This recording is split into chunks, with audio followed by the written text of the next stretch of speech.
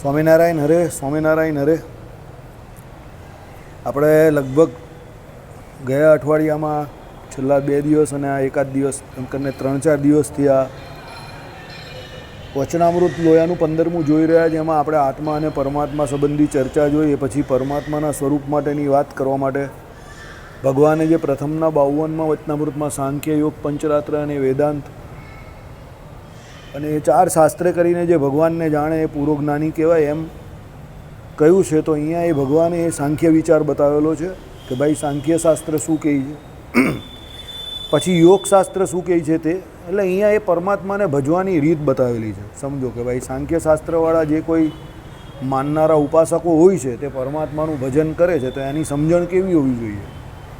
તો એ આ પ્રમાણે એની સમજણ બતાવેલી છે કે ભાઈ એ સાંખ્ય શાસ્ત્રવાળા જે કોઈ છે તે કેવા છે કે ભાઈ સાંખ્ય શાસ્ત્ર શું માને છે તો 24 તત્વ જે છે એ ભેળા જીવીશ્વરને માને છે અને 25માં પરમાત્માને માને છે. તો એ સાંખ્ય શાસ્ત્રમાં જે સટ સંપત્તિ કહી તે સંપત્તિ કેવી છે તો એ સંપત્તિ એટલે જે સાધનો કરવાના છે તો એ સાધનોના યોગ્ય કરીને સાંખ્ય વિચાર શું છે તો પોતે પોતાને બ્રહ્મરૂપ માનવાનો છે. તો બ્રહ્મરૂપ કેવી રીતે માને તો ભાઈ 24 તત્વ ભેળા એ જીવ ઈશ્વર જે છે તો એને પહેલાં એનાથી નોખા એટલે અલગ કરી દે અને પોતે પોતાને બ્રહ્મરૂપ માને અને 25માં પરબ્રહ્મ જે છે એનું એ ધ્યાન ભજન ઉપાસના કરે. આ પ્રમાણે સાંખ્ય શાસ્ત્ર આવું કહે છે. બરાબર. હવે તે મોક્ષ ધર્મમાં સુખજી પ્રત્યે નારદજીએ કહ્યું છે જે એનો અર્થ એ છે જ્યારે મુમુક્ષુ આત્મવિચાર કરવા બેસે ત્યારે જે અધર્મરૂપ અને અધર્મરૂપ, સત્યરૂપ અને અસત્યરૂપ જે સંકલ્પો આવે જે સંકલ્પ આવે તેનો ત્યાગ કરીને અને જે વિચારે કરીને એને તજે છે તે વિચારનો પણ ત્યાગ કરીને બ્રહ્મરૂપ રહેવું, પણ દેહે કરીને ધર્મરૂપ નિયમનો ત્યાગ કરવો કયો નથી. એ કાલે આપણે જોયેલું. એ શ્લોકનો એ અર્થ છે. ભાઈ બ્રહ્મરૂપ થવું એટલે શું? ઘણાને બ્રહ્મરૂપની વ્યાખ્યા નથી ખબર. ઘણા લોકો શું છે કે ભાઈ હું તો બ્રહ્મરૂપ થઈ ગયો એટલે મને હવે કોઈ નિયમ ધર્મ લાગતા જ નથી. આપણામાં કહે ને ઘણા ભાઈ હું તો સ્વામિનારાયણીય થઈ ગયો એટલે મને સૂતક નહીં લાગે. હે એવું કહ્યું ભાઈ. પછી એમ કહે કે મને મારા અમુક તમારા કુળના ધર્મો હોય, કુટુંબના ધર્મો એટલે તમારા પૂર્વજો પાળતા હોય એને. સમજો કે દાખલા તરીકે તમારા ઘરમાં કોઈ શુભ પ્રસંગ હોય તો તમારા કુળદેવીનું કોઈ જગ્યા પર મંદિર હોય કે કુળ દેવતાનું મંદિર હોય તો ત્યાં જઈને સહકુટુંબ બધા એને પગે લાગવા જાય. આવી બધી તમારા કુળમાં થતી રીત હોય. પછી અમુક આ સુરતીઓના એમાં પેલા જાગ હોય તે જાગ વાવતા હોય. સમજો ઘરમાં જાગ વાવે, જાગ આવે ને જાગ વાવે એ પેલા એક જાતની વનસ્પતિ આવે. હા એ જુવારા એટલે એની આખી વિધિ આવે એને જાગ વાવવાને. હા હા એ જે હા એ જ્વારા જ કહેવાય. પણ એ લોકો એને એ પ્રમાણે આખી એની વિધિ છે. દરેકમાં નથી, અમારા ઘરે નથી કરતા. સમજો તો અમે નહીં કરતા. પણ બીજા ઘણા હોય છે તો એના ઘરમાં એવી કૌટુંબિક રીતે એ પ્રમાણે વિધિ ચાલતી હોય કે ભાઈ કોઈ પહેલાં પુત્રના કે કોઈના લગ્ન થાય એ પહેલાં ઘરમાં એ કરવાનું હોય. તો પેલો કે ભાઈ સ્વામિનારાયણીયા થયા એટલે બધું મૂકી દેવાનું. ભાઈ એવું સ્વામિનારાયણ ભગવાને કોઈ જગ્યા પર કહ્યું નથી કે તમે સ્વામિનારાયણીયા થયા એટલે તમારે જે વિધિ નિષેધરૂપ ધર્મ જે છે કે શ્રુતિ સ્મૃતિમાં જે ધર્મ આચરણ કહ્યું તે બધું મૂકી દેવાનું છે એટલે તમે ભ્રમરૂપ થઈ ગયા એવું નહીં. ભ્રમરૂપની વ્યાખ્યા એવી છે કે તમારે જે કોઈ સંકલ્પ વિકલ્પ છે સમજો એનો ત્યાગ કરવાનો છે કે ભાઈ હું એ સંકલ્પ વિકલ્પ થકી જુદો છું, મનના સંકલ્પથી જુદો છું, ઇન્દ્રિયો અંતઃકરણ જે છે એનાથી હું જુદો છું, સ્થૂળ શરીર એનાથી હું જુદો છું, કે હું આત્મા છું, અતિશય શુદ્ધ છું, શાશ્વત છું, ચૈતન્ય રૂપ છું, જાણનારો છું, જ્ઞાન સ્વરૂપ છું, આનંદ સ્વરૂપ છું. અને આ દુઃખરૂપ જે શરીર જે ઇન્દ્રિયો અંતઃકરણથી બનેલું છે, સ્થૂળ શરીરથી બનેલું છે, એમાં મળમૂત્ર રહેલા છે. અને એ ધર્મો જે છે પવિત્રતાના કે જે કોઈ આપણે શુદ્ધતાના નિયમો પાળવાના છે તે આ શરીરને પાળવાના છે. તો આવા જે કોઈ તમારા વિચારો છે કે જે તમને ધ્યાન ભજન કરવામાં આડા આવતા હોય તે વિચારનો ત્યાગ કરવાનો છે. પણ એનો મતલબ એવો નથી કે શરીરે કરીને શુદ્ધ નહીં રહેવાનું, કે શરીરે કરીને નિયમોનો ત્યાગ કરી દેવાનો, કે પવિત્રતાનો ત્યાગ કરી દેવાનો. Not like that. જેમ અદ્વૈતીઓ વિશે શ્રીજી મહારાજે કહ્યું એ પ્રમાણે કે એને શુષ્ક વેદાંતિ કેમ કહ્યા તો ભાઈ એ લોકો અપૃથક રીતે એ જીવ અને પરમાત્માને અપૃથક માને છે. બંને એક જ છે એવું માને છે. સમજો જીવ અને પરમાત્માનું ઐક્ય જ્ઞાન એને અદ્વૈત વેદાંત કહેવાય. શંકરાચાર્યજીનો મત છે. તો શંકરાચાર્યજીએ તો વિષ્ણુ ભગવાનના સ્તોત્ર કરેલા, ગણપતિજીના સ્તોત્ર કરેલા, બધા મંદિરો હતા એમાં મૂર્તિઓની સ્થાપના કરી, ઉપાસના વિધિ બતાવી, જીર્ણોદ્ધાર કર્યા. તો શંકરાચાર્યજીનો કંઈ એવો મત થોડો હતો કે ભાઈ તમે ભજન નહીં કરો. એ તો જેણે ભજન નહીં કરવું કે ભાઈ હું આત્મા જ પરમાત્મા થઈ ગયો, મને જ્ઞાન થઈ ગયું, એટલે મારું અજ્ઞાન જે છે માયારૂપી કલ્પિત અજ્ઞાન જે થયું, આરોપ જે થયેલો મારામાં આત્માનો એ દૂર થઈ ગયો, એટલે હું બ્રહ્મ થઈ ગયો. એટલે હવે બ્રહ્મ થઈ ગયો તો મારે કોનું ભજન કરવાનું, એમ કરીને એ ભજન ન કરે. અરે એ તો ખોટી વાત છે ને. એ શુષ્ક જ્ઞાની છે, સમજો. પણ એકચ્યુઅલી જે ભજન કરે છે કે ભાઈ પરમાત્મા પુરુષોત્તમ નારાયણ જે છે એની ઉપાસના મારે કરવાની છે, જેમ જગતગુરુ શંકરાચાર્ય પોતે કરતા હતા એ પ્રમાણે, સમજો. તો એ ઉપાસના કરે છે. તો એ ઉપાસના કોઈ પણ સંપ્રદાય કે કોઈ પણ ધર્મમાં પુરુષોત્તમ નારાયણનું ભજન કરવું કે ધ્યાન કરવું કે ઉપાસના કરવી એ શ્રેષ્ઠ જ છે. હવે તમે કહું કે ભાઈ એકા ધ્યાન કરવાને, એ લોકો તો નિરાકાર બ્રહ્મને માને છે. તો ભાઈ નિરાકાર બ્રહ્મનું પણ ધ્યાન કરે, ઘણા પેલા તેજનું પણ ધ્યાન કરતા હોય, સમજો. એ નિરાકાર રૂપે કરતા હોય, પણ ધ્યાન તો કરે ને, ભલે નિરાકારનું કરે પણ ધ્યાન તો કરે છે ને. એટલે એની નિરાકારની પણ ઉપાસના તો છે, તમે સમજો. ઉપાસનાહીન કોઈ નથી. કેમ? આસ્તિક છે તો એ ઉપાસનાહીન થોડો હોય. નાસ્તિક હોય તો ઉપાસનાહીન હોય, એને ભજન કરવું નથી, એ વેદને માનતો નથી, એ ભગવાન કર્મફળ પ્રદાતા ઈશ્વર જે અનાદિ જે છે શ્રી કૃષ્ણ ભગવાન એને નથી માનતો. મહારાજે પેલું નથી કહ્યું, લાવો ભાઈ પેલો પત્ર લખવો છે, 4 પ્રકારના કુસંગથી મારી હંમેશા રક્ષા કરજો, એમાં લખેલું જ ને મહારાજે. શક્તિપંથી, કુડાપંથી, નાસ્તિક, બરાબર, શુષ્ક વેદાંતી, એમ કરીને આ 4થી મારું રક્ષણ કરજો ભગવાને કહ્યું છે. તો એ શુષ્ક વેદાંતી આવા હોય. નાસ્તિક એટલે જે અનાદિ શ્રી કૃષ્ણ ભગવાનને કર્મફળ પ્રદાતાને નહીં માનતો એવો, સમજો. તો એવા નથી બનવાનું. અને આપણે જે આ સાંખ્યશાસ્ત્રમાં સાંખ્ય વિચાર કયો તે શું કહ્યો કે ભાઈ ધર્મ અધર્મ કે સત્ય અસત્ય રૂપી જે સંકલ્પ વિકલ્પ છે એનો ત્યાગ કરીને એકદમ નિરાંત થઈને પોતે પોતાને બ્રહ્મરૂપ માનીને ભગવાનનું ભજન ધ્યાન ઉપાસના કરવાની છે. એટલે આ તો તમારા જે કોઈ ભજન કરવામાં વચ્ચે તમને તીખડો આવે છે એનાથી બચવાની રીત છે. એટલે શ્રીજી મહારાજે સાંખ્ય વિચારને આત્મવિચાર માટે શ્રેષ્ઠ કહ્યો. યાદ રાખજો, સાંખ્ય વિચાર આત્મવિચાર માટે શ્રેષ્ઠ છે. કેમ? એમાં ઇન્દ્રિયો અંતકરણે કરીને જે કંઈ ગ્રહણ કરવાનું આવે બધું ત્યાજ્ય છે. એટલે શરીરથી જે કંઈ કરવાનું આવે તો બધું ત્યાજ્ય છે, સમજો. એને તમારે માનવાનું નથી. બીજું કે તમારે હું આત્મા છું, અજર છું, અમર છું, અછેદ છું, અભેદ છું એમ માનીને જ શરીરથી પોતાની જાતને નોખી એટલે જુદી પાડીને ભગવાનનું ભજન કરવાનું છે. તો એ વિચાર સારો જ છે ને, એકા ખોટો વિચાર છે. એટલે એ ભગવાને એ વિચારને શ્રેષ્ઠ જ કહ્યો છે, એને કંઈ ખરાબ નહીં કહ્યો. વિચારની દ્રષ્ટિએ સાંખ્ય વિચાર શ્રેષ્ઠ.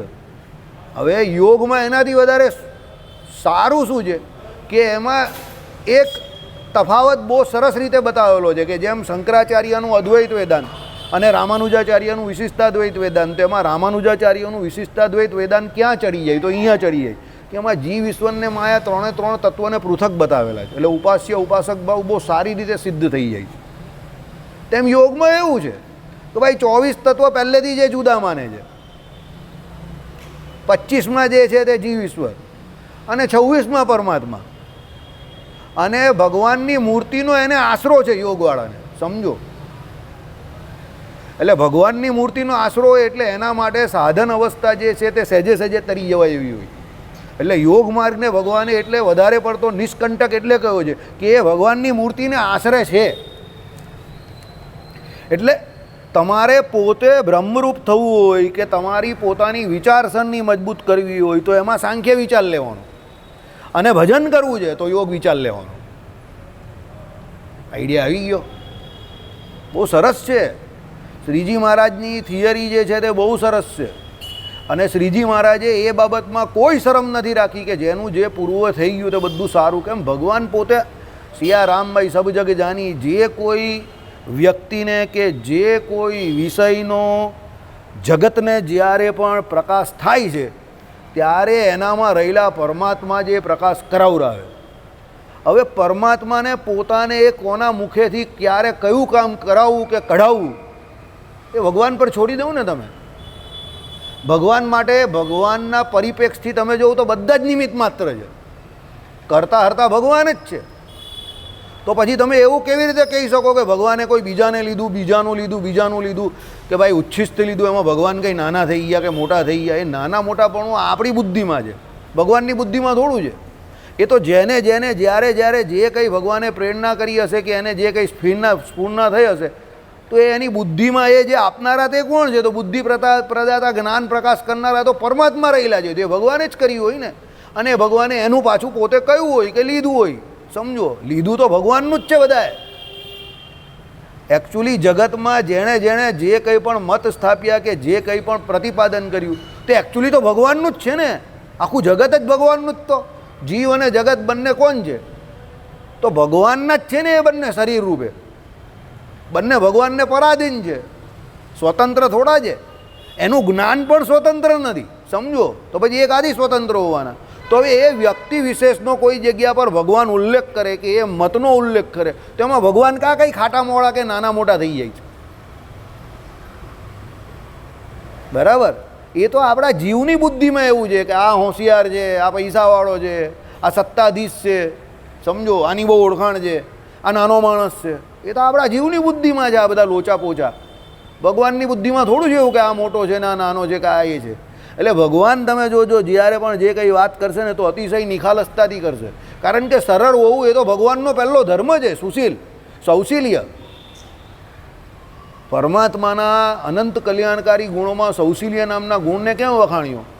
કારણ કે એ ભગવાન એટલા મોટા છે કે જો એની મોટપ બતાવવા જાય ને તો આપણામાંથી કોઈની હેસિયત નથી કે ભગવાનની સામે નજર આપીને જોઈ પણ શકીએ કે ભગવાનને પામવાની તો કા વાત, એના વિશે જાણી પણ ન શકીએ કંઈ. એટલે તો અર્જુનજીએ કહી દીધું તમારું આ મોટું વિરાટ સ્વરૂપ છે એને જય સ્વામિનારાયણ, જય શ્રી કૃષ્ણ, તમે જવા દો ભાઈ. તમે જે મારા મિત્ર રૂપે નાના હતા એ જ સારા, મને તો એ જ રૂપ તમારું ગમે છે, અતિશય સૌમ્ય. આમાં આપણું કામ નથી. તો ભગવાન છે છતાં પણ એમનામાં જે સૌશીલ્ય છે એને કારણે તો એ ભગવાન આટલા બધા વખાણાય છે કે શાસ્ત્રોમાં એ ભગવાનના આટલા ગુણ ગાયા છે. અને એ ભગવાનની પ્રેરણાથી કે ભગવાનની કૃપાથી કોઈ જીવને થોડા ઘણા 0.12% કે 1-2% ગુણ કંઈક આવી જાય તો એ જીવ એવું સમજે છે કે આ મારી ઉપલબ્ધિ છે, આ કંઈક મેં કરી નાખ્યું, કે હું કંઈક બહુ સારો થઈ ગયો. બસ બધે પોતાની પીઠ થપથપાની એ અજ્ઞાન છે એનું. એને કરીને એ પોતાની પીઠ થપથપાવે છે. સમજો, એણે પોતે પીઠ થપથપાવા જેવું કંઈ છે જ નહીં. આઈડિયા આવી ગયો? એટલે હંમેશા પરિપ્રેક્ષ જે છે તે મોટો રાખો. સંકીર્ણતા નામનો રોગ જે છે તે બહુ મોટો છે રોગ. અને એ સંકીર્ણતા એક તમારી અંદર એવું વર્તુળ બનાવશે કે એ વર્તુળની અંદર બીજું કંઈ પછી પેસી નહીં શકશે. એટલે કાન અને નાક અને એની જોડે આપણી બુદ્ધિ, આ ત્રણને હંમેશા, અને આંખને ખુલ્લા રાખવાના. સમજો, અને બંધ નહીં કરી દેવાના કે ના આટલો આમાં. હંમેશા કોઈ વ્યક્તિ ગમે એટલું ખોટું કહેતો હોય પણ એને સાંભળવો તો ખરો જ. એને ન સાંભળવું એવું ન કરવું. કારણ કે એના 100 ખોટા વાક્યમાં પણ કદાચ કંઈ 1-2 સાચા વાક્ય નીકળી આવે. બોલો WWF નથી? હવે WWF મારી જોડે કાયમ માથાકૂટ કરે, મગજમારી કરે. હવે આમ કંઈ લેવા જેવું કંઈ છે નહીં. સમજો, ભલે ભજન સારું કરે અને સારી રીતે બહુ મજબૂત પાર્ટી છે. સમજો, તો એ ગમે તે બોલે, મને ગમે તે કરે, મને અહીંયા મારી જાય, આમ કરી જાય, તેમ કરી જાય. એકચ્યુઅલી હું એટલો મજબૂત માણસ નથી રહ્યો હવે, પણ એ મને કરી જાય તો પણ હું સ્થિરતા જાળવી રાખું છું. હમણાં સાહેબની સામે પણ એકવાર એ ભાઈ મને એવું કરતા હતા. બિફોર પેલા હાઇટ બોડીવાળા નહીં, તમને પણ એક ધક્કો લાગી ગયેલો. પેલા ઊંચા એક ભગત છે જોર, તમને ને મને બેઉને. સમજો, એ તો બીજા છે હરિભાઈ, એનું નામ કંઈ સારું જ છે. ઓકે, હા, એ હા, બસ એ. હવે એને એમની પાસે એક ગુણ લેવા જેવો છે કે એ જેટલો સમય પણ મંદિરમાં હોય એમનો જે ટેમ્પો હોય ને તે હંમેશા હાઈ પર જ હોય. જોજો, હા, એ 4 કલાક મંદિરે બેસે કે 5 કલાક મંદિરે બેસે, એનો ટેમ્પો ડાઉન નહીં થતો. તમે જો, હા, એ કંટાળતા નથી. સમજો, એટલે એનામાં એ ગુણો કાયમ જો આનો ટેમ્પો બહુ જોરદાર છે ગમે તે હોય. તો એ ટેમ્પો એનો જાળવવાનો હતો. એ અમારા જેવા માણસ માટે ટેમ્પો જાળવવો બહુ જરૂરી હોય છે. હવે હું અહીંયા બેસીને ઢીલી વાત કરું તો આ સંદીપ કહે કે એક તો હું થાકેલો હારેલો આવું, વાસુદેવભાઈ ઢીલી વાત કરે તો એ બિચારો અહીંયા જ કહે કે ભાઈ પેલો ખાટલો બાટલો મંગાવો, અહીંયા સૂઈ જાઉં. હું એને જોઈને મોટિવેટ થાઉં છું પણ કે આનો ટેમ્પો જોરદાર છે કે ગમે ત્યારે આ પદ ગાઈને માઇકની જરૂર જ નહીં પડે તમને, આખા મંદિરમાં એનો અવાજ આવે. ગુડ ટેમ્પો, સમજો બરાબર. અને અમુક એવા હોય કે કોઈ પણ કંઈ પણ કરે પણ એનો એક સરખું જ બધું હોય. અમુક એવા પણ છે કે જે બધા એ તમને લગ્નના ગીત ગાય કે પછી ઉત્સવ સમયમાં ગીત ગાય પણ તમને ટોન એનો છેલ્લે મૈયત જેવો જ આવે. બરાબર. હવે એનો ટેમ્પો જ નહીં હોય, આખો દિવસ પેલો એવો જ હોય. એ સવારે ઉઠે ત્યારે પણ થાકેલો મરેલો, રાત્રે ઊંઘે ત્યારે પણ થાકેલો મરેલો, અને દિવસમાં પણ થાકેલો મરેલો. હવે એની પાસે શું લેવું તમે સમજો. બરાબર. એટલે દરેક વ્યક્તિ પાસે કંઈ ને કંઈ લેવા જેવું છે તો એ લેવાય. આવા વ્યક્તિ જે કાયમ મરેલા હોય એની પાસે બી કંઈ લેવા જેવું છે. શું લેવા જેવું કે જ્યારે સામેવાળો બહુ પકાવતો હોય ત્યારે તમે પેલાનું ધ્યાન કરવાનું. આવો જે હોય ને મરેલો એનું, એટલે તમે પણ આમ મરેલા થઈ જાઓ. તો આ બહુ પકાવે છે તો આપણે મરી જાઓ શાંતિથી. બરાબર. એટલે પેલો શાંતિથી ભાગી જાય. સમજી ગયા? ચાલો. એટલે અહીંયા શું કહ્યું? સાંખ્ય વિચાર ઉત્કૃષ્ટ વિચાર છે, જગતનું સૌથી પ્રાચીનમાં પ્રાચીન જ્ઞાન છે. ભગવાન કપિલની વાત છે અંદર સાંખ્ય વિચાર, અને શેશ્વર સાંખ્યને શ્રીજી મહારાજે માન્ય રાખેલું છે શાસ્ત્રોમાં. આપણે ત્યાં એટલે ખાસ કરીને વચનામૃતમાં જ્યાં જ્યાં ભગવાને સાંખ્ય વિચારની વાત કરેલી છે અને સત્સંગી જીવનમાં પણ જ્યાં કરેલી છે ત્યાં એને શેશ્વર સાંખ્ય સમજવાનું. નિરીશ્વર સાંખ્યને આપણે ત્યાં કોઈ અવકાશ કે કોઈ જગ્યા નથી. શેશ્વર એટલે ભગવાનની મૂર્તિના આશ્રયવાળું સાકાર, નિરીશ્વર એટલે ભગવાનની મૂર્તિના આશ્રય વગરનું નિરાકાર. નિરાકારને આપણે ત્યાં કોઈ સ્થાન આપવામાં આવ્યું નથી. ચાલો આગળ જઈએ સાહેબ.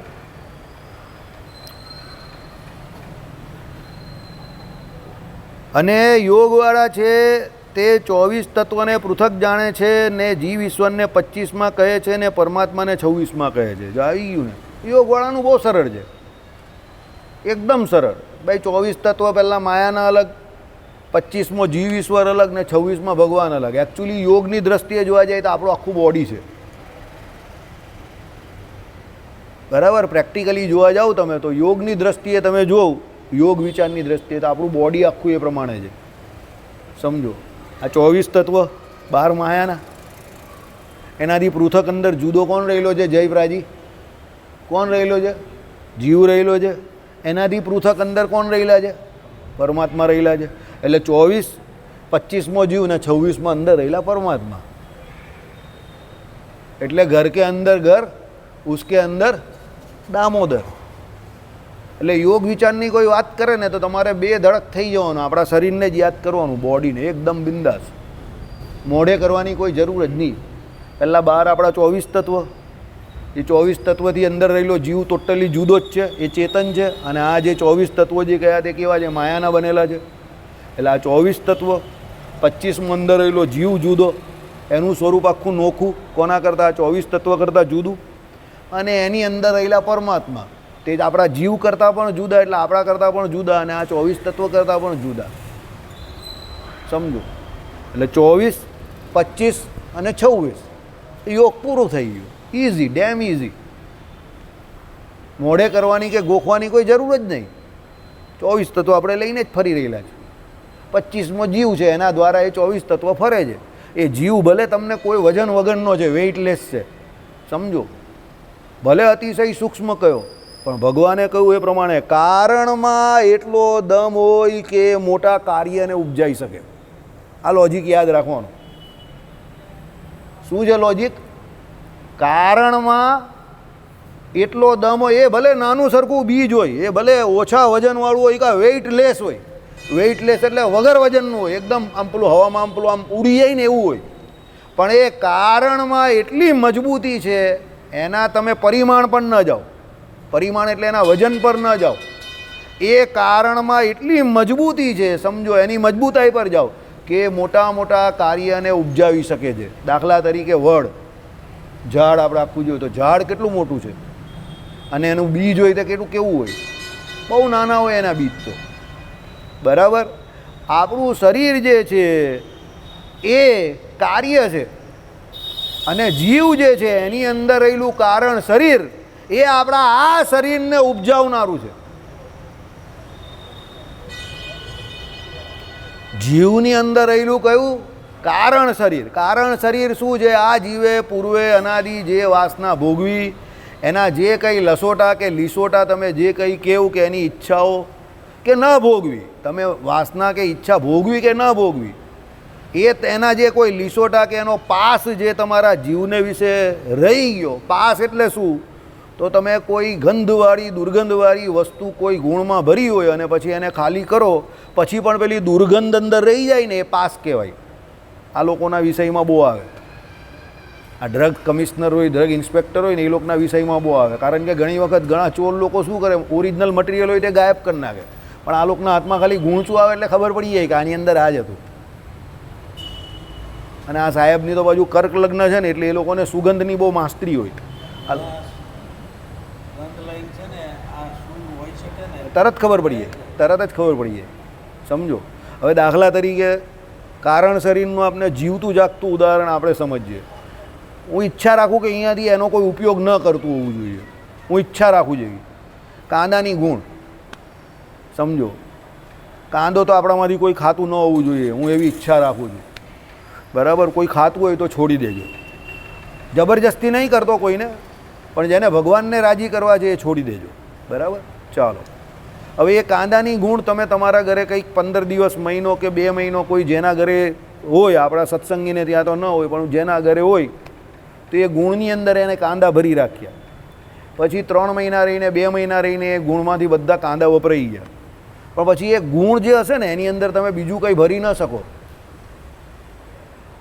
તમે અનાજ કેવું કંઈ ભરવા જાઓ તો એ જે કંઈ ભરશો એની અંદર પેલી કાંદાની દુર્ગંધ આવશે અને એ ગુણમાં પણ આવશે.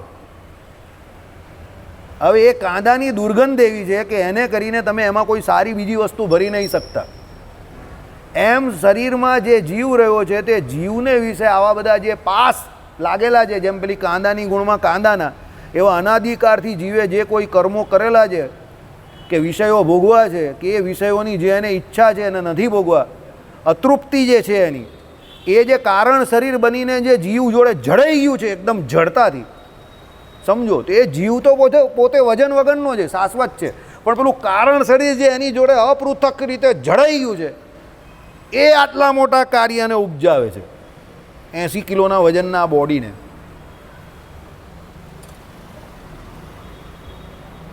હવે આઈડિયા આવ્યો મોટા ભાઈ? સમજ પડી? આ કામ છે કારણ શરીરનું. વિચાર કરો. જે તમને દેખાતું નથી. હવે કોઈ ટેકનિકલી વિચારતો હોય, જેને થોડીક તત્વજ્ઞાનમાં સમજ પડતી હોય, તો સ્થૂળ, સૂક્ષ્મ અને કારણ, એમાં સ્થૂળ અને સૂક્ષ્મ શરીર જે કહ્યું એમાં જ 24 તત્વ થઈ જાય છે. કારણ શરીર તો તત્વ વગરનું છે. તો ટેકનિકલી તમે જોવા જાઓ તો કારણ શરીરમાં કોઈ તત્વ જ નથી, પણ એ પેલા 24 તત્વને ઉપજાઈ શકે એવું મોટું કારણ છે, એટલું બળ્યું છે. વિચાર કરો. હવે તમને ખબર પડશે કે એ કારણ જે છે તે અતિશય સૂક્ષ્મ હોય તો પણ એમાં કેટલું બળ છે, કે જે તત્વ વગરનું છે કારણ શરીર, એ આવા મોટા 24 તત્વને ઉપજાઈ શકે એટલું એનામાં બળ છે. સમજો. એટલે કારણને કોઈ દિવસ નિગ્લેક્ટ ન કરતા. એટલે અમારા મેડિકલ સાયન્સમાં એવો નિયમ હોય, ઓલવેઝ ટ્રીટ અ કોઝ. કોઝ એટલે કારણ. સુપરફિશિયલ મેડિસિન નહીં આપો કે દુખાવો થાય જ ને આપી દેની એનાલ્જેસિક. અરે ભાઈ, દુખાવો કેનો થાય એ તો જો પહેલાં, અને એને ટ્રીટ કરવાની કોશિશ કર. હોશિયાર ડૉક્ટરો તે શું કરે? દુખાવો થાય છે, કયા પ્રકારનો દુખાવો થાય છે, કેટલા વાગે દુખાવો થાય છે, બધું પૂછે. સમજો. અને પેલો કયા કોઈ તો તમે બોલો દુખાવો થાય એટલે દવા લખી નાખે. એ તો હવે કોને એવો સમય જ નથી કે રૂટમાં જાય કે કોઝ શોધે. અમારા સમયમાં અમે જ્યારે કામ કરતા હતા ત્યારે એવા ઘણા હતા. સમજો કે કોઝ શોધે, કોઝ સુધી જાય. ભલે MBBS હોય, હોશિયાર હોય. ત્રિકમનગરમાં પેલા NK પટેલ MBBS, હોશિયાર માણસ. ડોઝ એટલે વ્યવસ્થિત ડોઝ. નવામોક્સની ગોળી એટલે 6 ગોળી પહેલાં લાગે. પેશન્ટને કંઈ 6 પૂરી થઈ તો પાછો આવજે. એની જોડે ન્યુટ્રોલિન બી લખેલી હોય, લેક્ટોબેસિલસ, કે પેલા સારા બેક્ટેરિયા હોય તો મરે નહીં પાછા. મને પાછો કહે ભગત ચાલો આ પાછો નવો આવ્યો. બધાને કંઈ ને કંઈ કામ કરવાની બહુ ઈચ્છા છે. અરે તો શું થયું? પ્રોબ્લેમ શું છે? હા તો ચાલુ રાખો ને, અહીંયા મને નહીં વંચાતું તો પછી ને આ પંખો કેમ બંધ કરી નાખ્યો? ચાલુ કરી દે ને, બંધ જ છે તો ચાલુ કરી દે ને, આ લોકોને શું કામ મારે? ચાલુ કરી દે ને. ચાલો બીજી છેલ્લી. મને નહીં, આ લોકોને પણ હેરાન તો થાય ને. ચાલો, એટલે જે હકીકતમાં હોશિયાર વ્યક્તિ છે કે જે ટેકનિકલ છે એને ખબર છે કે કારણની શું વેલ્યુ છે, શું કિંમત છે, સમજો. અને આપણે જે ભજન કરીએ છીએ બાય ધી વે, તો આપણે ભજન કેના માટે કરીએ છીએ? આપણે ભજન કેમ કરીએ છીએ સમજો? આપણે ધ્યાન કેમ કરીએ છીએ મૂર્તિનું? કે આપણે પરમાત્માની ઉપાસના કેમ કરીએ છીએ? બોલ ભાઈ મેહુલ, કેમ કરીએ છીએ? આત્માના સુખ માટે. બોલ ભાઈ બીજું? ભગવાન માટે. હા, ભગવાનને રાજી કરવા માટે. બોલો ભાઈ અશોકભાઈ. અહીંયાથી છૂટા થવું જ ને બધાએ તમારે. ભગવાનના ધામમાં જવું છે ને મુક્ત થવું છે ને તો પહેલાં કારણ શરીર બળવું જોઈએ. તો કારણ શરીર બળે કેવી રીતે? તો ભગવાનનું ધ્યાન ભજન ઉપાસના કરવાથી, ભગવાનની આજ્ઞામાં રહેવાથી. હવે તમે કહ્યું કે કારણ શરીર જીવ છે અને ધ્યાન તમે ભગવાનનું કરો, તો ભગવાનનું ધ્યાન કરવાથી જીવનું કારણ શરીર કેવી રીતે ભરી જાય? આ તો એવી વાત થઈ કે બાજુવાળાના ઘરમાં રસોઈ થઈને મારું પેટ ભરાઈ ગયું, એવું થયું ને. ધ્યાન તમે ભગવાનનું કરો છો અને કારણ શરીર જીવનું છે, તો એ બંનેને શું ઇન્ટરકનેક્શન છે? વિચાર આવ્યો કોઈ દિવસ આવો? વિચાર તો કરવાનો જ નહીં ને આપણે શું કામ વિચાર કરવાનો? વિચાર કરવાવાળા બધા છે તો આપણે શું કામ કરવું? વિચાર થવો જોઈએ ને. હવે ભાઈ જીવની માયા છે કારણ શરીર, બરાબર? તો તમે જીવની માયા છે તો જીવ એને દૂર કરે, એમાં ભગવાનની કાંઈ જરૂર છે? તો ભગવાનનું ધ્યાન કરવાનું કે ભગવાનની આજ્ઞામાં કે શાસ્ત્રોની આજ્ઞામાં રહેવાનું કેમ વર્તવાનું કહ્યું? ભગવાનનું ભજન કરવાનું કેમ કહ્યું? કોઈ વિચાર કરી હોય? પૂછો ને, પૂછી જ લેવાનું. જીવ શરીરની અંદર નહીં રહી. ના, જીવની જોડે જ રહી. હવે તમારો સવાલ મસ્ત છે, આનો જવાબ મસ્ત મળશે. વેરી ગુડ સવાલ. કારણ શરીર તત્વ વગરનું છે અને પૂર્વે જે વિષય તમે ભોગવ્યા હોય કે ભોગવવાની ઈચ્છા હોય એ તમારા કારણ શરીર રૂપે ઇન્હેરન્ટલી સાયલન્ટલી તમારા જીવની જોડે એટેચ થઈને રહી છે. જીવની જોડે જ. તમારા પ્રશ્નોનો જવાબ કાં રહી છે? જીવની જોડે જ રહી છે. હવે જ્યારે એને હા, જીવની અંદર સરફેસ ઉપર તમે કહી શકો, યુ કેન સે સરફેસ ઉપર. જ્યારે એને એ વિષય મળી આવે એવી શક્યતા દેખાય કે એનો યોગ થાય, સમજો, તો એ ઇન્દ્રિયો અંતકરણ દ્વારા એનો યોગ થાય તો ઇન્દ્રિયો દ્વારા એને ભોગવવાની કોશિશ કરે, અને યોગ ન થાય તો અંતકરણ દ્વારા એના સંકલ્પ વિકલ્પ કરે, સમજો. દાખલા તરીકે કોઈ વ્યક્તિને સિગરેટ પીવાની આદત પડી ગઈ, બરાબર, અને એને એ સિગરેટ છૂટતી નથી. તમે એમ નહીં કહેતા પેલી નિકોટીનવાળી પેલી દવા આપી દઈ સિપલાની. આ તો આપણે અત્યારે ઉદાહરણમાં પાછા તમે ટ્વિસ્ટ નહીં કરતા. ઉદાહરણ આપણું સમજવા માટે સિદ્ધાંત. કોઈ વ્યક્તિને સિગરેટ પીવી છે, સિગરેટ પીવાનું એને વ્યસન થઈ ગયું છે. હવે સિગરેટ પીવાનું જે વ્યસન એને થયું એ તો એને આ જન્મનું છે, ક્રિયમાણમાં છે, ક્રિયમાણમાં છે ને એ તો એના. પણ એ એના ધીરે ધીરે ધીરે ધીરે જીવ જોડે જડાઈ ગયું કે રોજની 5 કે 10 સિગરેટ એને પીવાની જોઈએ છે અને સમયસર એને જોઈએ છે. જો એ ન પીએ તો એને એની તરફ જાગે છે અને પછી એ તલબ જે એની છે તે એને સિગરેટ લેવા સુધી કાં કોઈને મોકલવા સુધી પહોંચાડે છે. એને બધી ખબર છે cigarette smoking is ઇન્જરિયસ to health, એને બધી ખબર છે. કારણ કે બધા ભણેલા ગણેલા લોકો પણ સિગરેટ પીએ છે અને બધાને ખબર જ છે કે ભાઈ એ સ્મોકિંગ કરવું શરીર માટે સારું નથી, તો પણ એ પીવે છે, બરાબર છે. હવે સમજો, લોજિક આખો સમજો. એણે જ્યારે પહેલી વખત સિગરેટ પીધી હશે ને ત્યારે એના બોડીને રેસ્પિરેટરી સિસ્ટમને એ બરાબર માફક નહીં આવી હશે, એ ખાંસ્યો હશે, બધું કર્યું હશે, પણ ધીરે ધીરે ધીરે એને એની આદત પડી ગઈ હશે ને અત્યારે એ વ્યક્તિ એ સ્ટેજ પર પહોંચી ગયો, સાહેબે કહ્યું એ પ્રમાણે એના જીવને વિશે કારણ શરીર બનીને એવું એટેચ થઈ ગયું અપૃથક સિદ્ધ કે એને એના વગર ચાલતું નથી. હવે એ જ્યારે ગમે તે જગ્યા પર જશે પણ એના જીવને એ કારણ શરીર જોડે ચોંટી ગયેલું છે, કારણ શરીર એનું એ જીવ જોડે, એટલે એને સિગરેટની તલબ જાગશે. એટલે ગમે તે કામ કરતો હશે. અમારામાં મિટિંગ કરવા આવે ને તો જે સિગરેટ ફૂંકણા હોય ને અમે એને ફૂંકણા કહીએ, એ ફૂંકણા તારા ફૂંકણા શોધી નાખજે. એટલે એ લોકો શું કરે, કિલોમીટર 2 કિલોમીટર દૂર પણ પેલો પાનનો ગલ્લો હોય કે એવું જ્યાં મળતું હોય તો એ લોકો શોધી જ નાખે ને એને મળી જ જાય. પેલી મેઇન જગ્યાથી 2 કિલોમીટર દૂર હોય તો પણ એ શોધી નાખે. અને આખા દિવસની જેટલી પીતો એટલી સવારે લઈને વ્યવસ્થા કરીને જ આવે એની.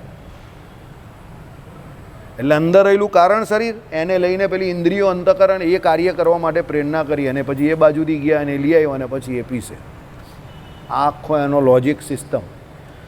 પીતો જશે પીતો જશે પીતો જશે પીતો જશે પીતો જશે એટલું બધું પીતો જશે કે પછી એને એના વગર ચાલે નહીં. એટલે એ એના શરીરનું જેમ કોઈ અભિન્ન અંગ હોય ને એ પ્રમાણે એની જોડે જડાઈ જશે. સ્મોકિંગ સિગરેટ એટલે સિગરેટ સ્મોકિંગ જે કંઈ કહેવું તે એકચ્યુઅલી એના શરીરનું અંગ નથી, પણ એ હેબિટ એને એવી પડી ગઈ કે એની જોડે જોડાઈ ગયું. કારણ શરીર આપણા જીવ જોડે આ સિગરેટ સ્મોકિંગની જેમ જ જોડાયેલું છે. એ આપણા શરીરનું અંગ નથી, પણ એ આપણે જે કર્મો એવા સિગરેટ સ્મોકિંગ પેલા જેમ કરીએ એમ જે કરેલા છે કે જે કરવાની ઈચ્છા રાખીએ છીએ એ આપણા શરીર જોડે એટલે જીવાત્મા જોડે જોડાઈ ગયું.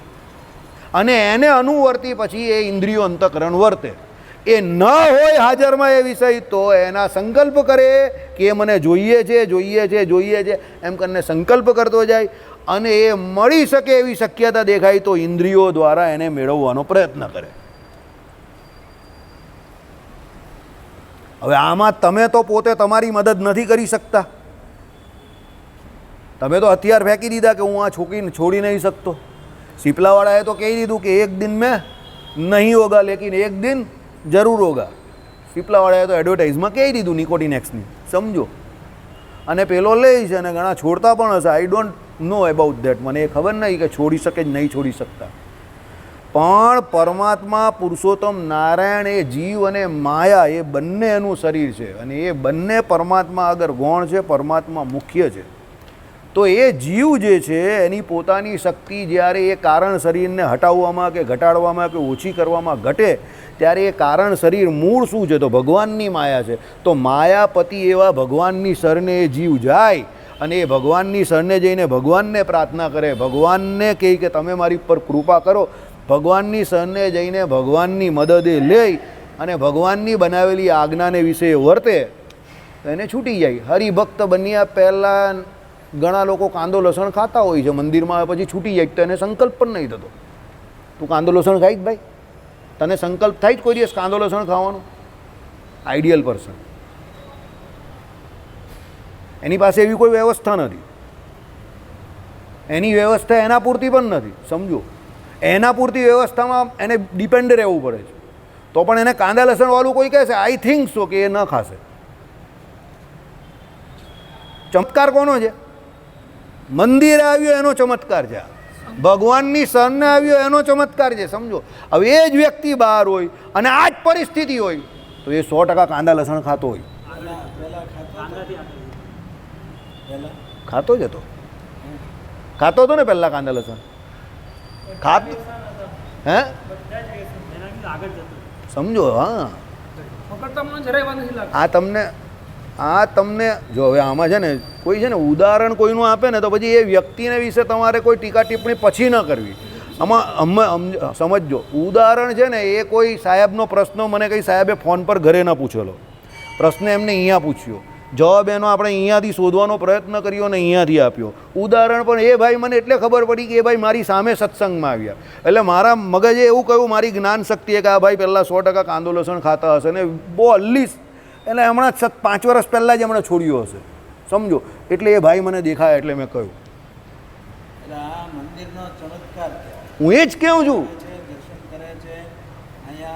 સત્સંગ કરે છે એ તો કેવું છે આપણે કે એની પોતાની મદદ એ પોતે ન કરી શકતે, એ એકલો પોતે પોતાની મદદ ન કરી શકતો હતો, પણ મંદિર આવી ગયા એ ભાઈ, ભગવાનની શરણે ગયા, હરિભક્તોની સેવા કરે છે, ભગવાનની સેવા કરે છે, ગૌ સેવામાં ગાયની સેવા કરે છે, આખા મંદિરની સેવા કરે છે. એને કરીને એના વાસનાનું બળ હાવ ઘટી ગયું નહીં, પૂરી થઈ ગયું ઓલમોસ્ટ. અત્યારે એની વાસના કેવી કુંઠિત થઈ ગઈ, હજુ મૂળમાંથી નિર્મૂળ ન થયું પણ કુંઠિત તો થઈ ગઈ. હવે એને એ યાદ નહીં આવતું. સમજો, અને ધીરે ધીરે એ નિર્મૂળ તરફ બી જશે, બરાબર. પછી એને એનો સંકલ્પ પણ ન થશે, અત્યારે પણ ન થતું હશે, પણ પછી તો એની સામે મૂકશે તો પણ એને ન ગમશે. એટલે જીવનું પોતાનું બળ એ કારણ શરીરને હટાવી નહીં શકતું, પણ પરમાત્મા જ્યાં ભળે ત્યાં લાઈવ એક્ઝામ્પલ છે, જોઈ લો, એકદમ લાઈવ એક્ઝામ્પલ. અને તમે એમ નહીં કહી શકો અહીંયા કે એ તો મજબૂત માણસનું કામ છે, એની પાસે બધા પેલા શું કહેવાય સાધને સંપન્ન હોવો જોઈએ. તમે આ એકદમ લાઈવ એક્ઝામ્પલ, આ વ્યક્તિ એક એવો વ્યક્તિ છે કે એ જે કંઈ અત્યારે કરી રહેલો છે તે બધું ભગવાન ભરોસે જ છે. Everything is there for the people, by the people, of the people હોય ને એ પ્રમાણે for the God, by the God, of the God એવું છે આના માટે.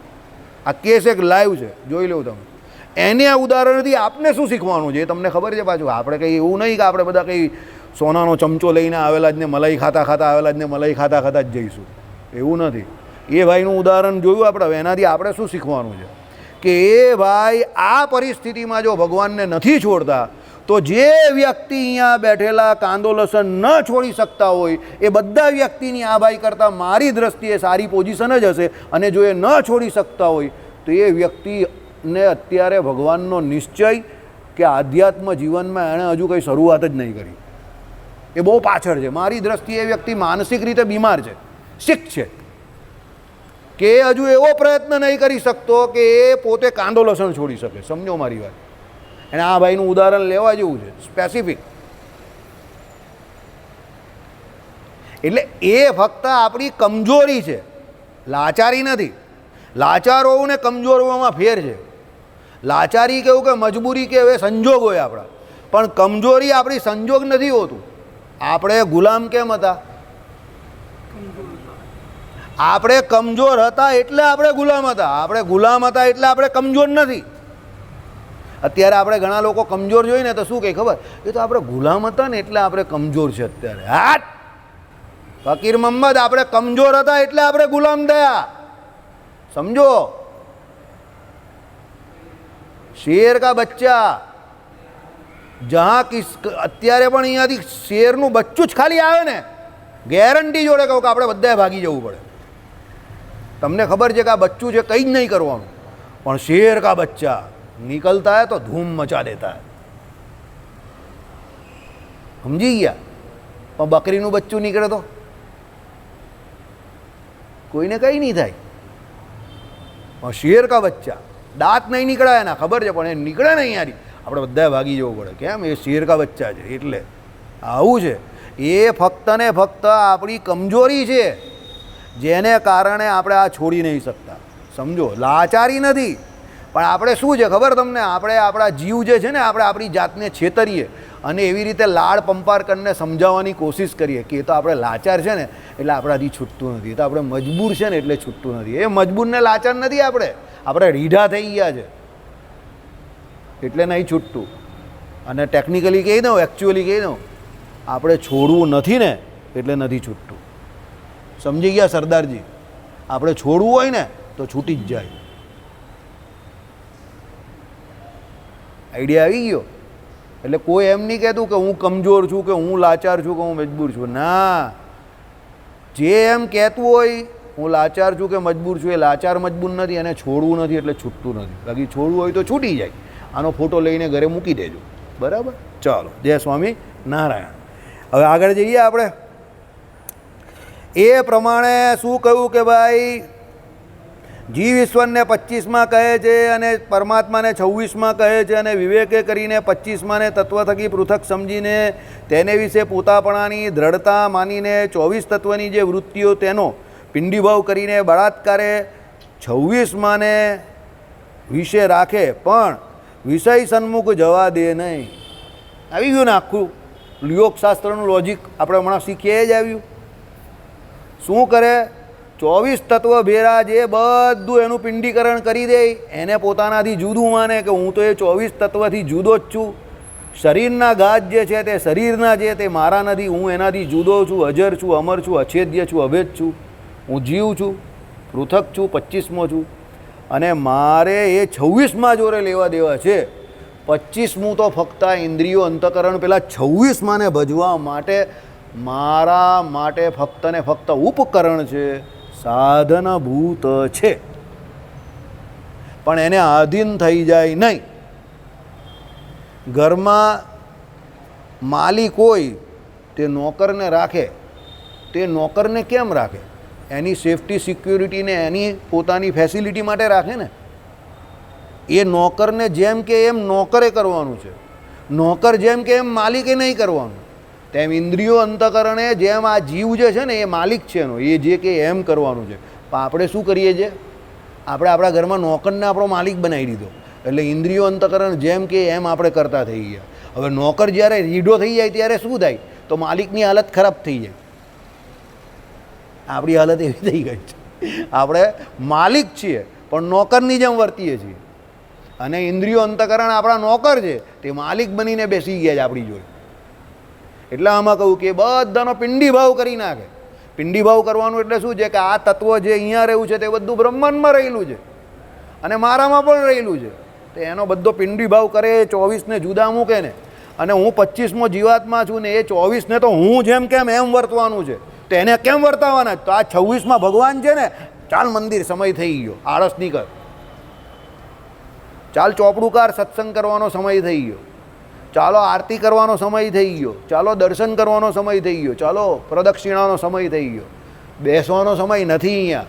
વાત પેલો કરે તો બહુ મીઠી મીઠી લાગે, હા જરા કરની, હા કાનમાં તાળક થઈ ગયા, હા પૃથ્વીરાજાએ તો 10,000 કાન માંગેલા, મારે તો 20,000 માંગવા પડશે. પણ એને ભગવાનની કથા વાર્તા સાંભળવામાં, મારે માયાની કથા વાર્તા સાંભળવી. આ બાજુ 20,000 કાનની કેપેસિટી, આ બાજુ 20,000 કાનની. બોલી શું થયું? હા હા હા, બહુ મજા આવી ગઈ. એવું છે ને, બરાબર. પૃથ્વી રાજાએ ભગવાનની કથા સાંભળવા 10,000 કાન જેટલી શક્તિ માંગી, સમજો. અને આપણે માયાનું સાંભળવા માટે માંગીએ, 10,000 તો ઓછા લાગે છે, 20,000ની આપો નહીં, જરા વોલ્ટ વધારી દેવું ની શું ફેર પડે? બરાબર. એટલે એ કેમ આપણે માંગીએ છીએ? પૃથ્વી રાજા ભગવાનનો અવતાર હતા, અને એ ભગવાનની કથા વાર્તાનું મહાત્મય એમને હતું, એટલે એમણે એ કથા વાર્તાના મહાત્મય કરીને કાનની શક્તિ વધારે માંગી. આપણે માયાની શક્તિ જે છે એનું મહાત્મય બહુ છે, એટલે આપણે કે લાવની જરા 20,000 કરી દેવું નહીં, વોલ્ટેજ વધારવાના, તો જરા પ્રકાશ વધારે આવશે. બરાબર, એવું છે ને. એટલે એ આપણે હકીકતમાં એ કાન જે છે તો આપણે આધીન રહેવો જોઈએ કે આણે કરીને ભગવાનના કથા વાર્તા કીર્તન ગુણ સાંભળવાના છે. આપણે શું છે? માયાની વાત સાંભળવી છે, એમાં મજા લેવી છે. બરાબર. બેહવા બોલાવે ને તમારે ત્યાં, બેહવા આવજો, પછી બેહવા આવે પછી શું કરે? આખા ગામની બસ. બરાબર. અશોકભાઈ કહે ને તમારા વરાછામાં, બેહવા આવજો, બેહવા. મને એક દિવસ કહેલું, અમારા 2-4 મિત્ર છે વરાછામાં અત્યારે બી, ઓ વાસુદેવભાઈ બેહવા આવજો. મેં કહું ભાઈ બેસણામાં હું નથી આવતો. અરે બેસણાની કા વાત કરું છું પાછો? મને એમ કે ખોડિયારનગરમાં 1-2 ડૉક્ટર પણ જીવા મારા મિત્ર જ છે, મારા સ્વભાવ જાણે વર્ષોથી. 1994 પણ છે. એ મને કંઈ ભગત બેહવા આવું નહીં કોઈ દી. તો મેં કહું સાહેબ હું બેસણામાં નથી આવતો કોઈને. અરે બેસણાની કા વાત કરે? કોઈ મયરું નથી એમ કે અમારામાં કે એવું બેહવા આવજો. હું મને સાહેબ ખબર છે, અમારું આખું મંદિર જે છે ને એમાં બધા બેહવા આવવાનું બહુ કે, પણ બેહવા આવીને કરવાનું, આખા ગામની ખૂંદણી કરવાની એવો ટાઈમ છે આપણી પાસે? એકચ્યુઅલી છે નથી. પણ એ બેહવા આવવાનું કેમ કે એ લોકોને એવી આદત પડી ગયેલી છે, એકબીજાની ખૂંદણી કરે નહીં તો મજા ના આવે ને. 20,000 કાનની કેપેસિટી બનાવવાની છે એ લોકોએ, સમજી ગયા? ચાલો. એટલે ભગવાને શું કહ્યું કે ભાઈ એનો પિંડી ભાવ કરીને બળાત્કારે 26માને વિશે વૃત્તિ રાખે, પણ વિષય સન્મુખ જવા દે નહીં.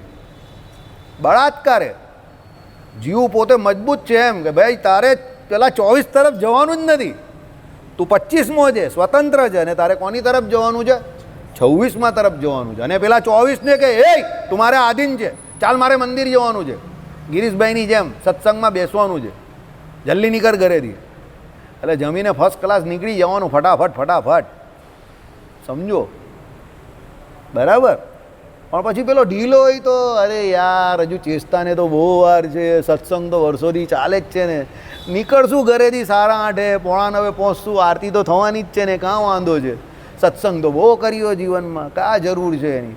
અરે અત્યાર સુધી કર્યો તો કોઈ ફરક પડ્યો નથી, તો હવે કાં ફરક પડવાનો? એમ કરીને પેલો ઉલટું વિચારે. એટલે પેલા 24 જે છે એના ભેળા પેલો ભરી ગયો. શેઠ છે તે શું થઈ ગયો? નોકર થઈ ગયો. એકચ્યુઅલી શું કરવાનું છે કે ચાલ એ 24ને કહેવાનું, સત્સંગમાં જવાનું છે, મંદિરે જવાનું છે, ભજન કરવાનું છે, આવી જા. એટલે લખેલું છે બળાત્કારે કરીને, એવો શબ્દ વાપરો છે શ્રીજી મહારાજે. બળાત્કારે કરીને એટલે એને આપણે વર્તાવાના જ, ઇન્દ્રિયો અંતઃકરણ, સમજો? એને આધીન નહીં થઈ જવાનું. બરાબર. ચાલો. એટલે સન્મુખ જવા દે નહીં, અને એમ સમજે છે મારી વૃત્તિ ભગવાનને મૂકીને બીજે ઠેકાણે જશે તો મને સંસ્કૃતિ થશે. આવી ગયું ને નિલેશભાઈ? શું આવ્યું? મારી વૃત્તિ ભગવાનને છોડીને બીજે ગમે ત્યાં જશે, શું થશે? સંસ્કૃતિ એટલે જન્મ મરણ થશે. હવે બીજે ક્યાં? તો પેલા 24 તરફ, માયા તરફ, સમજો. અને ભગવાન કા છે તો આગળ 26માં છે, અને આપણે કોણ નંબર છે? 25મો. તો 25મો શું વિચારે ભાઈ? પેલા આગળ 26માં ને પકડ, આગે કી સોચ પીછે કી છોડ. બરાબર? નહીં તો પછી આગળ બહુ સંસ્કૃતિ છે જન્મ મરણ. જગતગુરુ શંકરાચાર્ય કહી ગયા એ પ્રમાણે પુનરપી જન્મમ પુનરપી મરણમ. બરાબર? એટલે એ પ્રમાણે છે. માટે અતિ આગ્રહ કરીને ઇન્દ્રિયો અંતકરણની જે વૃત્તિઓ તેને ભગવાનને વિશે રાખે. આવી ગયું ને? અતિ આગ્રહ કરે. હવે આગ્રહ કોણ કરે? પેલો 25મો જીવ કે ભાઈ સમય થઈ ગયો છે, 7 વાગેલા છે, ઘરેથી નીકળશું તો 7:15 7:30 સત્સંગમાં બેસશું તો 15-20 મિનિટ સત્સંગ થશે. તો ઇન્દ્રિયો અંતકરણ એ પ્રમાણે એને અનુવર્તી થાય ને ઘરેથી સમયસર નીકળી જવાય.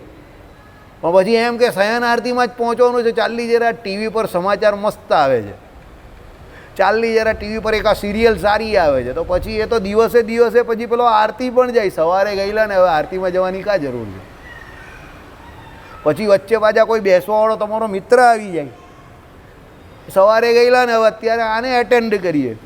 બરાબર? પછી ધીરે ધીરે બીજો કોઈ આવે, ત્રીજો કોઈ આવે, પછી ધીરે ધીરે સાંજે આવવાની આદત જય સ્વામિનારાયણ છૂટી જાય. બરાબર? એટલે ઇન્દ્રિયો અંતકરણ જે છે એને આગ્રહ કરીને પેલો યોગવાળો કેમાં જોડે? ભગવાનમાં જોડે. બરાબર? ચાલો. માટે જે સાંખ્યવાળો છે તે એમ સમજે જે મારે ઇન્દ્રિયો અંતકરણ નથી તો જશે ક્યાં?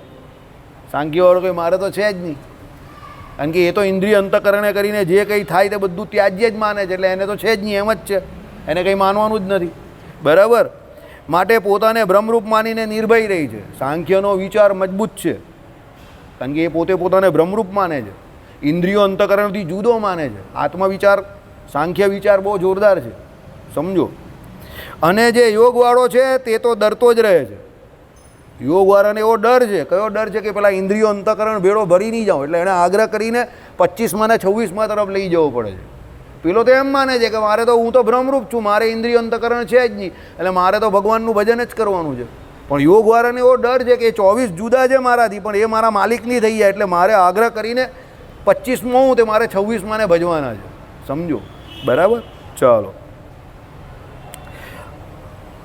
જેમ કોઈ પુરુષના હાથમાં તેલનું માથા લગણ ભરેલું પાત્ર હોય ને તે પુરુષને પગથિયાને ઉપર ઊંચું ચડવું હોય ને 2 કોરથી ઉગાડી તરવાળવાળા પુરુષ ડરાવવાને ઊભા રહ્યા હોય ને તે તેલને ઢળવા દેવું ન હોય, તે પુરુષ જેવો ભયને પામે તેમ યોગવાળો વિષય થકી બીજ અને ભગવાનને વિશે વૃત્તિઓને રાખે છે, એ યોગનો મત છે. સમજજો. યોગવાળો વિષયોથી ડરીને ચાલે છે. કેમ? એને એવો ભય છે કે મારે મારા આગ્રહથી બળાતે કરીને 24 જે માયાના તત્વો છે એનાથી પોતે પોતાને જીતીને જુદા રહીને 26માં ભગવાનનું ભજન કરવાનું છે.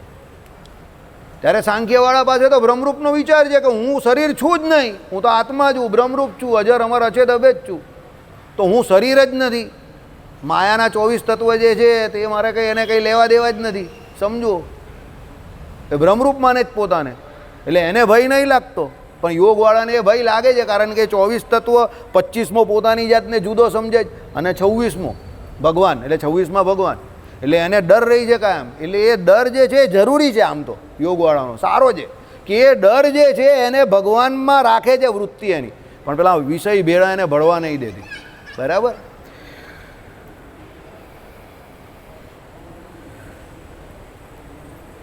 એ યોગનો મત છે. અને વેદાંત જે ઉપનિષદ તેનો મત એ છે જે સર્વના અતિશય મોટા કારણ એવા જે પુરુષોત્તમ નારાયણ બ્રહ્મ તેનું જ ગ્રહણ કરીને બીજા સર્વેને મિથ્યા માને છે.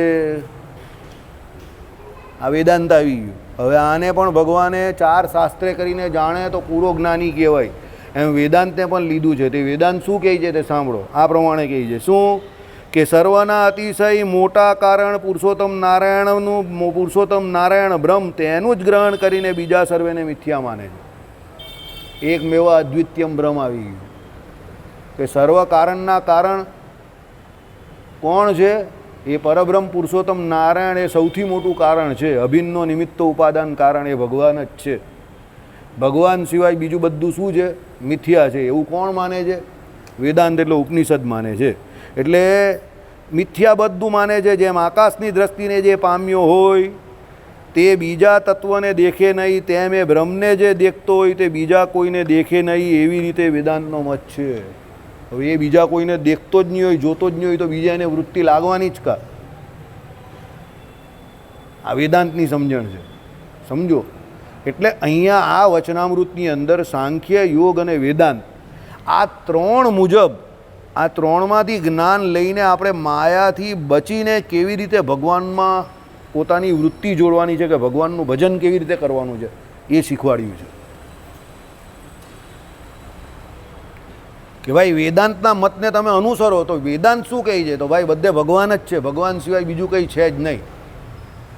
નિર્વિકલ્પ સમાધિને પામેલો જે વ્યક્તિ હોય એને જેમ ભગવાન સિવાય બીજું કંઈ દેખાય નહીં, તેમ વેદાંત શું કહે છે? ઉપનિષદ ભગવાન સિવાય બધું મિથ્યા છે, ભગવાન જ ભગવાન છે, ભગવાન સિવાય કંઈ છે જ નહીં. એટલે એની વૃત્તિ બીજે કશે લાગે નહીં. આ વેદાંતનો મત. યોગવાળાનો મત શું કયો? 25મો જીવ એ બળાતે કરીને ઇન્દ્રિયો અંતકરણ જે છે એને 26માં જોડે. એટલે એને કાયમ માટે એવો ભય રહી કે પેલા જે 24 તત્વ જે છે એ ભેરા મારે ભળીને વિષય તરફ નહીં જવાનું, વિષયથી એ ડરતો જ રહી, પણ મારે 26 તરફ એ ઇન્દ્રિયો અંતકરણને 26માં તરફ લઈ જવાના છે. અને સાંખ્યવાળો શું કહે છે? કે ભાઈ હું તો બ્રહ્મરૂપ છું, મને ઇન્દ્રિયો અંતકરણ જેવું કંઈ છે જ નહીં, હું તો અજર અમર અછેદ્ય અભેદ છું, એમ કરીને સાંખ્યવાળો પોતાને આત્મા માને છે, બ્રહ્મરૂપ માને છે અને પરમાત્માનું ભજન કરે છે. એટલે ત્રણ જે સાંખ્ય, યોગ અને વેદાંત એ ત્રણ વિચારમાં માયાથી બચીને ભગવાનનું ભજન કેવી રીતે કરવું એ અહીંયા શીખવાડવામાં આવ્યું છે. આઈડિયા આવી ગયો? હવે અહીંયા તમે કહો કે કોણ સાચો ને કોણ ખોટો નક્કી કરો. હવે તમને હું જે અહીંયા વચનામૃત કેમ ચલું એ તમે સમજો. આમાં કોણ સાચો ને કોણ ખોટો? કોઈ સાચો નહીં ને કોઈ ખોટો નહીં, બધા જ સાચા. કેમ? બધાએ પોતપોતાની થિયોરી ભગવાનને ભજવા માટેની બતાવેલી છે. સમજો. સાંખ્યવાળો કહે કે હું આત્મા જ છું અને મારે પરમાત્માનું ભજન કરવાનું છે, એક વિચાર એ થયો. યોગવાળો શું કહે છે કે ભાઈ હું 25મો છું, તો મારે પેલા 24 જે છે એમાં ભેળા ભરવાનું નથી, ને મારા ઇન્દ્રિયો અંતકરણ જે 24 છે એને ભય છે કે વિષય તરફ નહીં ચાલ્યા જાય, એટલે બળાતે કરીને 26માં ને ભજે છે. અને પેલો વેદાંતવાળો શું કહે છે કે ભાઈ ભગવાન સિવાય બીજું કંઈ છે જ નહીં, હું તો એવું માનું છું, બાકી બધું મિથ્યા છે એવું માનું છું. પણ એમ મિથ્યા માનીને કરે શું છે? તો એ ભગવાનનું જ ભજન કરાવવા માંગે છે વેદાંત ઉપનિષદવાળો. એટલે ત્રણ પોતપોતાનો અહીંયા વિચાર રજૂ કરે છે. સમજો. એટલે કોઈ ખોટો નથી. એટલે ભગવાને પેલા પ્રથમના વચનામૃતમાં કહ્યું સાંખ્ય, યોગ, પંચરાત્ર અને વેદાંત એ 4 શાસ્ત્રે કરીને જે ભગવાનને જાણે તે પૂરો જ્ઞાની કહેવાય. સમજો. આમાં એ ઉપાસકની વાત કરેલી છે કે એ ઉપાસક શું સમજે, એટલે અહીંયા ઉપાસકની વાત છે. અને પેલામાં જે કહેલી છે તો ઉપાસ્યની વાત કરેલી છે કે એ ભગવાન કેવો હોય. જોઈ લેજો ઘરે જઈને પ્રથમનું 52મું વચનામૃત. એમાં ઉપાસ્ય ઈષ્ટદેવ વિશે એ લોકો શું માને છે તે કહ્યું છે. સાંખ્યવાળા શું માને, યોગવાળા શું માને, પંચરાત્રવાળા શું માને કે વેદાંતવાળા શું માને. અને અહીંયા ઉપાસકે કેવી રીતે એને ભગવાનને ભજવા એની રીત બતાવેલી છે ત્રણની. એટલે છે ને વચનામૃત બધા જે છે ને તે ઇન્ટરકનેક્ટેડ છે. સમજો. અને ઘણી વખત તમને કહું આ બધું પુસ્તકોથી પરે છે. આમાં આપણે જેટલા ગોતા મારીએ ને, પરમાત્માને પ્રાર્થના કરતા રહેવાનું, ગોતા મારતા રહેવાનું અને સત્પુરુષની શરણે રહેવાનું. બરાબર. અને કોઈ દિવસ ઉદાહરણ માટે ફાઇટ નહીં કરતા અને ઓપિનિયન માટે પણ ફાઇટ નહીં કરતા. બધા પોતપોતાના ઓપિનિયન આપે, પણ બધાનો મત છેલ્લે શું છે? ભગવાન તરફ પહોંચવાનો છે. યાદ રાખજો. એટલે ભગવાન વારે વારે સાંખ્ય વિચાર કહે કે યોગ વિચાર કહે કે ભાઈ આમાં જે વેદાંતની વાત પણ ભગવાન જે કરે છે તો કેમ કરે છે? બધા પોતપોતાનો વિચાર ભગવાનને ભજવા માટે રજૂ કરે છે ને. સમજો. એટલે આપણે એમાંથી જે કંઈ સારું લાગતું હોય તે લેવાનું, કારણ કે બધાની પ્રકૃતિ અલગ અલગ છે, તો બધા પોતપોતાના હિસાબે ગ્રહણ કરે ને. બધા થોડા એક સરખા હોય. સમજો. બરાબર. ચાલો. શ્રીપતિમ શ્રીધરમ. આ ઇતિ લોયાનું 15મું વચનામૃત જે તે થયું.